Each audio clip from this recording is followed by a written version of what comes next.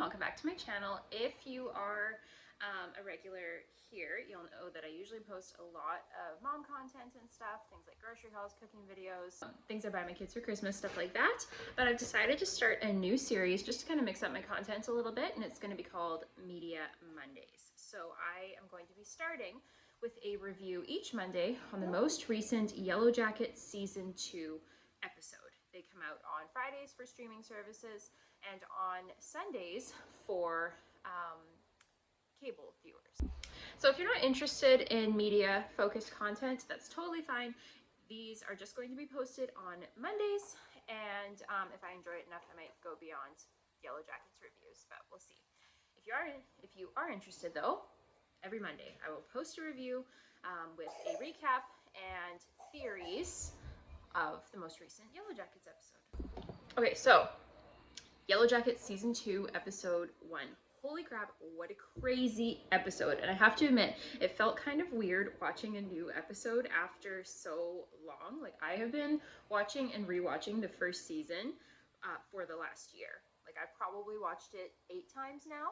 So it felt so strange watching a new episode and seeing all of our favorite characters just doing different things, you know? It was odd. It was like moving into a new house. All your stuff is there, but it just doesn't feel quite right. But now I've watched it 3 times and it's feeling more like, oh yeah, these are our characters. This is what the kind of things that they would be doing.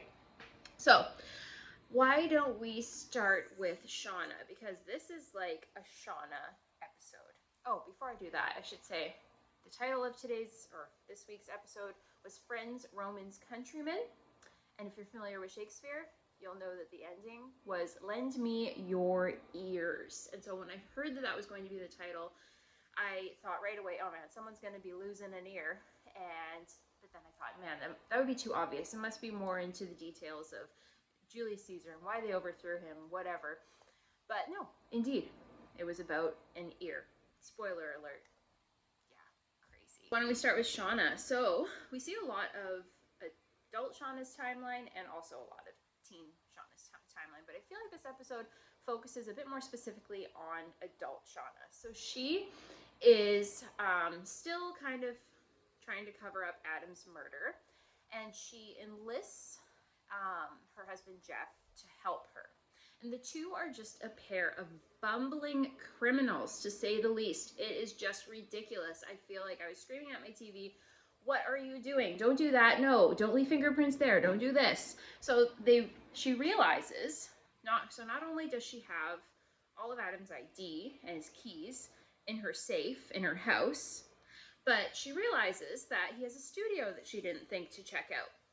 And it's been playing on the news that Adam is missing, and her daughter is now picking up on things as well. So Shauna tells Jeff, we need to go check out his studio. And they go, and there's paintings and pictures of her everywhere, like naked paintings, just every kind of painting you can imagine. Not only does she go in without gloves on, but she realizes that Jeff is kind of upset at the sight of all these naked paintings, and she's like, hey, let's do it. Let's just do it in the middle of the studio. DNA everywhere, right? But it's weird. She sort of like uses it to control him, I think, and she makes a weird comment about how she likes being the way that she is. So she likes being a bad person who does bad things, I guess. It's odd. Later, Jeff has a bit of a meltdown and jams out to Papa Roach in his car. I think this is foreshadowing that Jeff is going to have a hard time later on in the season. He's going to lose it, guaranteed. Anyway, so she's leaving this massive trail of evidence behind her. They end up destroying her face on the paintings. I had this thought, like, if he's been missing and the family has reported him missing, wouldn't they think to go check out his studio? So they might go in, see pictures of the girlfriend everywhere, and then they're gonna go back later and see that she smeared her face. Like, wouldn't they then be like, okay, this is our #1 suspect? But anyways, like I said, Shauna is a bumbling criminal. So after that, they go home. She goes to burn the evidence, her journals from the wilderness, and also Adam's ID and all that in their barbecue. And Jeff has this brilliant plan to make hot dogs to cover up the evidence. Callie, their daughter, is having none of this cover-up plan, and she goes out and goes through the coals, and she finds just a little piece of Adam's ID, and it sort of clicks. Yeah, my mom definitely did this. So that is adult Shauna. On to young Shauna. So young Shauna in the wilderness is having a really hard time coping with Jackie's death at the end of season 1. And she is spending all her time in the meat shed talking to Jackie, playing MASH, like that journaling game thing. And at one point, she admits to Jackie, that she was the one to initiate things with Jeff. And it starts an argument, if you can call it that. And she ends up pushing Jackie, and Jackie's ear falls off. She takes the ear, pockets it, carries it with her the rest of the episode, looking at it every now and then. And at the very, very end of the episode, she's staring at it, and she eats it. So on to Ty. So in the present timeline, Ty has won the election, as we saw at the end of the first season, and she is adopting a new dog. Because, you know, they'll just give them to anyone these days. And anyway, so she adopts this dog. His name's Steve. And what's weird is she's kind of like just on her phone and not really paying attention. And the person working there at the pound, or wherever it is, I assume the pound, is, she's like, oh, don't worry, I'll fill out the paperwork for you, and doing all the work for her. And Ty's just kind of like, yeah, I'll take that dog. It looks fine. She's very disconnected from what happened to Biscuit, it seems. And she's not, or maybe, oh, this is why. She doesn't actually know what happens to him at this point. But she knows he's missing, and she doesn't seem to care that he's missing. It's weird. Like I said, disconnected from Biscuit. What happens next? So she takes Steve, the dog, and she takes him to the school to pick up, to see Sammy and show him the dog. And Sammy's super excited. It's the first time I've seen him smile, like, ever. But Simone comes running up, and she's like, stay the F away from Sammy, you need help, and if you don't get help, I'm going to go to the news. And she tells her about the altar that we saw at the end of season 1, and Ty just doesn't know what she's talking about. But Ty goes home, goes down to the basement, and finds the altar. She's upset, but she's not like devastated. Like I said, disconnected from what happened to Biscuit. And Steve runs in, she picks him up, and she's like, oh, don't worry, I'll do better with you. And I have to wonder, better as in she'll be a better owner, or she'll do a more skillful job of the sacrifice. So, past wilderness timeline Ty. So we see her in her fugue state, and it is so creepy. So she and Van are sleeping together, and they have their wrists tied together to prevent Ty from sleepwalking, because she's scared that she's going to do something to the others, or that the others will find out that she has this fugue state. And at one point she wakes up, and she is very aggressive sexually towards Van. And Van realizes she's in her fugue state, wakes her up, but she bites Van's lip and makes her bleed. And she clearly doesn't know what she was doing. She wakes up, and Van tells her it's okay, don't worry about it. And then Van takes the blood from the lip bite, writes on her arm, I heart you, which is the little scene or the little clip that we saw in the original teaser, which we're speculating on. So there's that. That's the thing. In this episode, a lot of what was shown in the trailer and teasers is shown in this first episode. So it's like, wow, where are we going to go from here? There's going to be a lot of surprises this season. Anyways, I think that's about it for Ty. Not much on Wilderness Ty this episode. So as for Natalie, in the adult timeline, she wakes up kidnapped. She's in like the cult, whatever, where Lottie is. Someone in purple comes into the room and offers her food. She convinces her to untie one of her hands so she can eat. And then when she comes back, she stabs the girl with a fork, and she ends up escaping. So she's running through the forest, and she comes across adult Lottie. And she looks pissed. She's like, Lottie, give me one reason why I shouldn't cave your head in with this, whatever she's holding, like a shovel or something. And also, in the middle of all this, Lottie is in the middle of burying a guy alive. And it's like, is that supposed to be a ritual killing? Or is it like a rebirth sort of ceremony? We don't actually know for sure. A lot of speculation online as to which one it is. And yeah, that's about where it ends for Nat. We don't see a ton of adult Nat this episode either. like I said, it was a real Shauna episode. So for teen Nat, we see her bundling up using magazines for insulation to go out with Travis to look for Javi.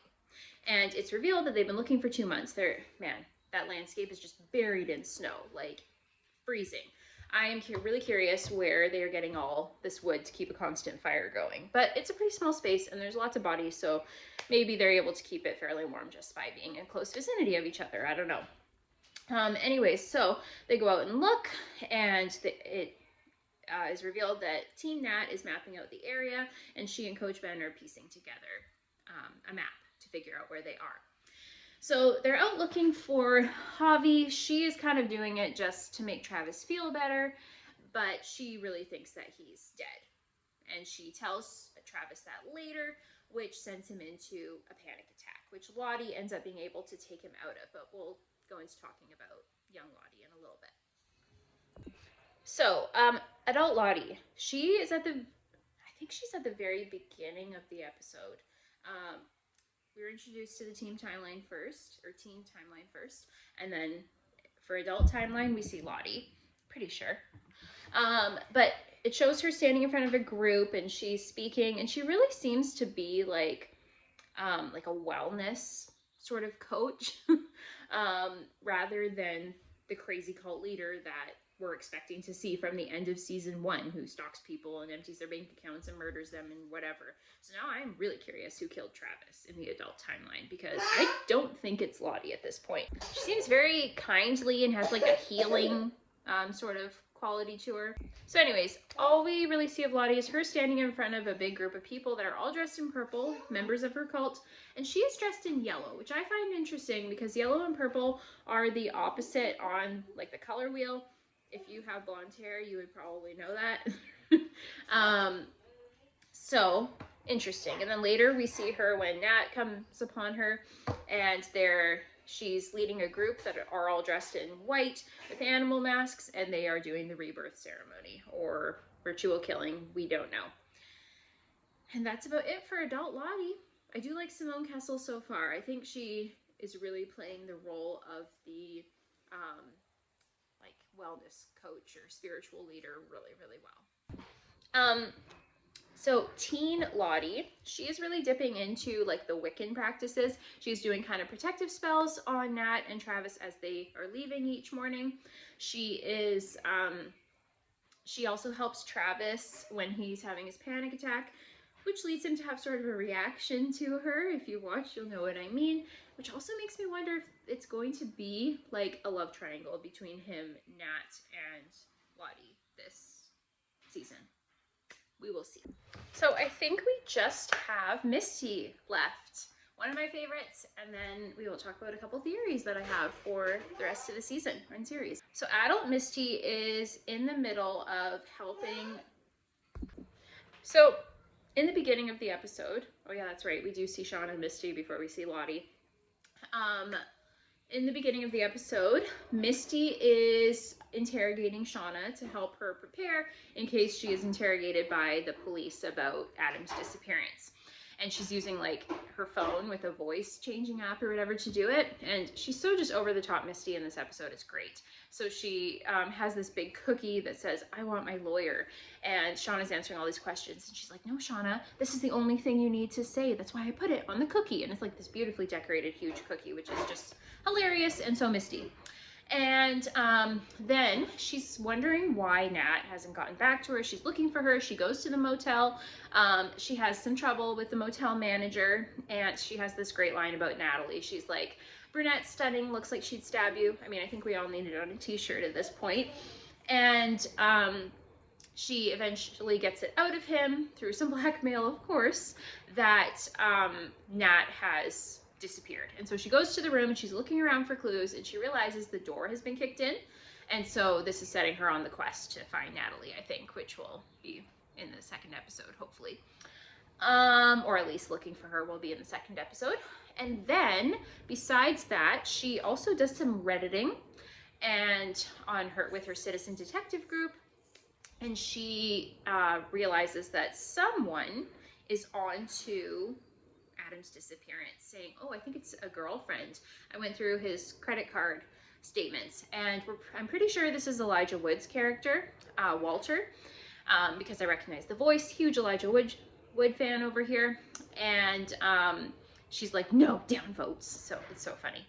Yeah, that's it for adult Misty. As for teen Misty, she is still recovering from the effect, or recovering, don't think that's the right word. She's still dealing with the effects of accidentally poisoning her whole group, which wasn't really her fault. She had these magic mushrooms, and they were put into the soup by Mari inadvertently, but she doesn't say that they are like trip your balls off poisonous mushrooms, as Van would put it. So she is being hazed out by the rest of the group, which I think would be a nightmare for her. Like, she loves the attention. She, I mean, she destroyed the black box so that she could stay out there and be needed for the group, right? So this is a nightmare situation for her.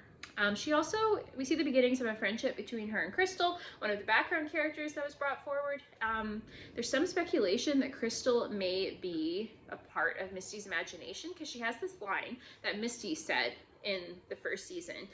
She's singing as she comes out of the bathroom. Misty tells her to shut up, as Misty's bringing water for the rest of the group, which they're supposed to be drawing straws for, but she's been the one forced to do it because they all hate her after the mushroom thing. And she's like, oh, sorry, singing just helps me go, which is, Misty said that to Ben in the first season. So perhaps Crystal is a figment of her imagination, but we'll see. I'm not sure about that because we see other background characters brought forward this season, Jen and Melissa, and they are, they do talk to Crystal, so hard to say, I don't know. Anyways, I think that is it for Teen Misty as well. Like I said, big Shauna episode this week. Oh, I totally forgot to mention, we see Lottie, well, we see flashbacks to the group getting rescued, and we see Lottie, who, I guess her dad says that she has been silent. Actually, it's mom that says that she's been silent since they returned, and they are trying to get her help from a psychologist who recommends shock therapy. So we see her go through shock therapy as a teen, which is really kind of upsetting, but that's something that we see as well. Okay, so some theories for the rest of the season, series, whatever. I think that Lottie and Travis will have a thing. There is also some speculation that fork girl that Nat stabs in the hand with a fork, maybe Lottie's daughter, because she kind of looks like her. Maybe that is Travis and Lottie's child conceived at the end of their time in the wilderness. It almost looks like Lottie could be pregnant in the shock therapy scene. I'm sort of 50-50 on that, though. I'm not sure. I also think that Shauna is definitely going to eat more parts of Jackie. I think it's like a symbolic, ritualistic sort of thing to be eating her. I don't think they're starving enough at this point. And I think that maybe she's going to start, as the bear rations dwindle, she's going to start slipping bits of Jackie in with the rest of the meat. And I think that's foreshadowed by the, how she slipped the rabbit into the chili for Jeff and Callie. And yeah, she was upfront and honest about that, but she also knew that they wouldn't believe her, so not really, right? So those are a couple big predictions. So we also saw in the trailer that Simone was like bandaged up. And then we see in the preview for episode 2 that Simone and Ty are in a car together, and Ty looks at her kind of like with an evil look in her eyes and starts speeding up. So I think that she's going to cause an accident that will hurt Simone, and maybe it'll cause Simone to forget what happened with the biscuit. Who knows? The possibility that Crystal may not be real. That's sort of a prediction. I think it sort of fits because she does have that same line that Misty said to Coach Ben in the first season. We will see. So anyways, that is my recap of season 2, episode 1, and some theories. Comment below if you have any of your own theories about this episode, and I'll see you in the next video.